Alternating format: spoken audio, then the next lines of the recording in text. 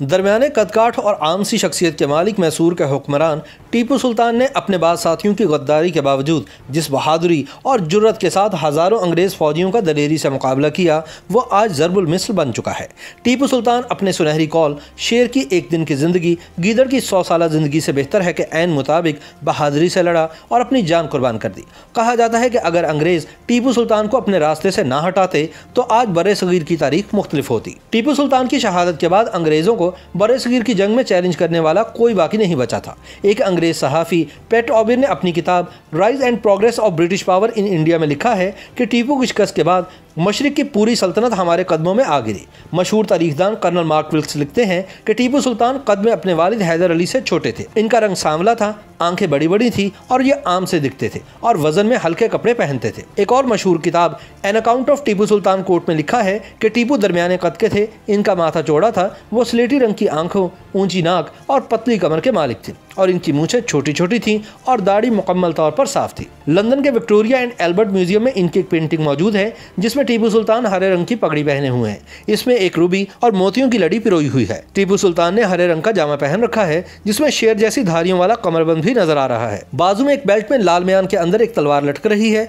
मशहूर तारीखदान जेम्स मिल अपनी किताब the history of British India में लिखते हैं कि ये वही टीपू सुल्तान थे जिनकी आधी सल्तनत पर 6 बरस कबल अंग्रेजों ने कब्जा कर लिया था। इनके पास जो जमीन बची थी उससे इन्हें सालाना 1 करोड़ रुपए से थोड़ी ज्यादा आमदनी होती थी, जबकि उस वक्त इंडिया में अंग्रेजों को मिलने वाला कुल ज़र मुबादला तकरीबन 9 करोड़ रुपए था। जब 3 मई सन 1799 को 45,000 फौजियों पर मुश्तमिल अंग्रेज फौज सरंगापट्टम में टीपू के चंद गद्दार फौजियों के ताबन से दाखिल हुई तो टीपू खुद दूबदू लड़ाई में शरीक हुआ। एक मौके पर अंग्रेज कमांडर कर्नल डनलप शदीद जख्मी होने के बाद मैदान जंग से बाहर हो गया। इसकी जगह लेफ्टिनेंट फार्क्यूहार ने संभाली, लेकिन वो भी जल्द जहन्नुम रसीद हो गया। लड़ाई थमी तो टीपू सुल्तान गुसल के लिए चला गया, लेकिन सुबह टीपू के नजूमी ने इन्हें आगाह कर दिया था कि आज का दिन इनके लिए अच्छा नहीं, इसलिए शाम तक इन्हें अपनी फौज के साथ रहना चाहिए।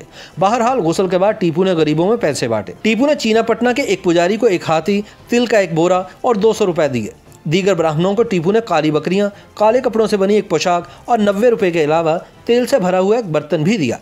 इससे कबल इन्होंने लोहे के बर्तन में रखे हुए तेल में अपना साया देखा। इनके नजूमी ने बताया था कि ऐसा करने से इन पर आने वाली मुसीबत टल जाएगी। टीपू ने महल में वापस लौटकर रात का खाना अभी शुरू ही किया कि इन्हें अपने कमांडर सईद गफ्फार की शहादत की खबर मिली।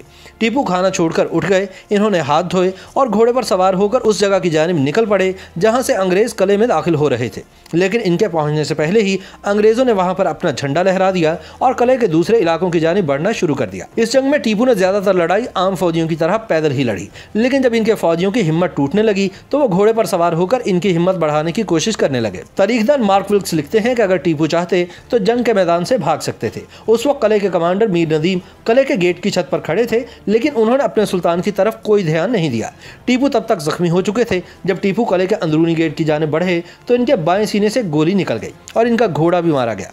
इनके साथियों ने इन्हें डोली पर बिठाकर जंग के मैदान से बाहर ले जाने की कोशिश की, लेकिन नाकाम रहे क्योंकि तब तक वहां लाशों का ढेर लग चुका था। मेजर अलेक्जेंडर लिखते हैं कि उस वक्त इनके बाडीगार्ड राजा खान ने इन्हें मशवरा दिया कि वो अंग्रेजों को इनके मुतालिक बता दें, लेकिन टीपू को यह नामंजूर था। उन्होंने अंग्रेजों के हाथों कैद किए जाने की बजाय लड़ते लड़ते शहादत कबूल करने का फैसला किया। इसी असना में कुछ अंग्रेज फौजी कले के अंदरूनी गेट में दाखिल हुए। उनमें से एक ने टीपू की तलवार की बेल्ट छीनने की कोशिश की। तब तक टीपू काफी खून बह जाने की वजह से तकरीबन बेहोश थे, लेकिन इस हालत में टीपू ने कई अंग्रेज फौजियों को शदीद जख्मी किया जो इन्हें कत्ल करके इनकी जवाहरात से जुड़ी तलवार छीनना चाहते थे। उस वक्त अंग्रेज सिपा सालार को इल्म नहीं था कि टीपू सुल्तान आखिरी सांसें ले रहे हैं। उसने फौजियों के हमरा कले में टीपू सुल्तान को तलाश करना शुरू किया तो टीपू का जख्मी बॉडीगार्ड राजा खान ने उस तरफ इशारा किया जहां टीपू सुल्तान गिरे पड़े थे।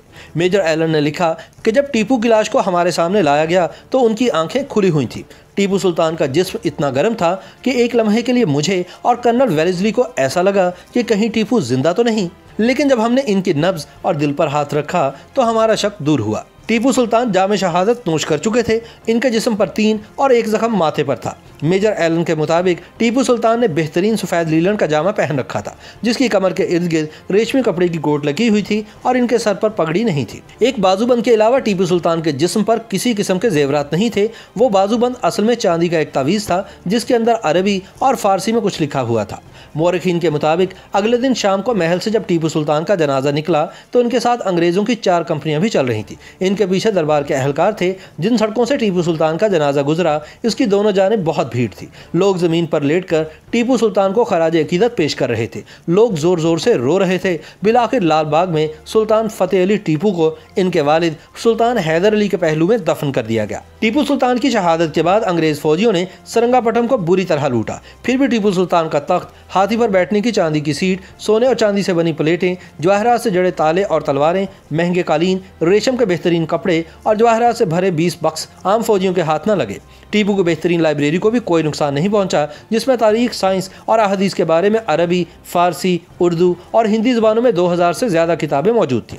अंग्रेज़ फौज की जानिब से एक हीरे से बना सितारा और टीपू की तलवार वेलेस्ली को पेश की गई। मेजर अलेक्जेंडर एलन ने अपनी किताब an account of the campaign in Mysore में लिखा है कि हैरिस ने टीपू की एक और तलवार बेड को तोहफे में दी और सुल्तान के तख्त में जड़े शेर के सर को विंडसर कैसल के खजाने में भेज दिया। टीपू सुल्तान और मुरारी राव की एक एक तलवारें लॉर्ड कॉर्नवालिस के पास यादगार के तौर पर भेज दी गई। YouTube पर गूगली न्यूज देखने के लिए youtube.com की सर्च बार में गूगली न्यूज टीवी टाइप करें। गूगली न्यूज के पेज पर सुर्ख रंग के सब्सक्रिप्शन वाले बटन पर क्लिक करना ना भूलिए। YouTube पेज पर अपलोड होने वाली वीडियोस से बाखबर रहने के लिए बेल आइकन पर क्लिक कीजिए। आपको हर नई वीडियो के बारे में नोटिफिकेशन मौसूल हो जाएगा।